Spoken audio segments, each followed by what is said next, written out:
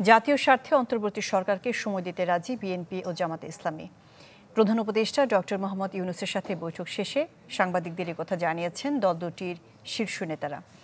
নতুন সরকারের প্রধান ডক্টর মোহাম্মদ ইউনূসের বাসভবন যমুনাতে বিএনপি জামাত সহ কয়েকটি রাজনৈতিক দলের নেতাদের সাথে বৈঠক অনুষ্ঠিত হয়।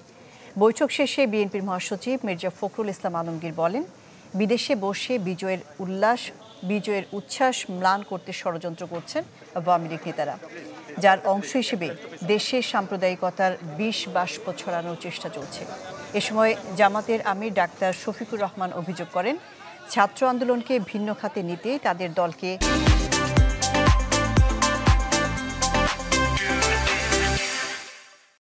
নিষিদ্ধ করেছিল আওয়ামী লীগ।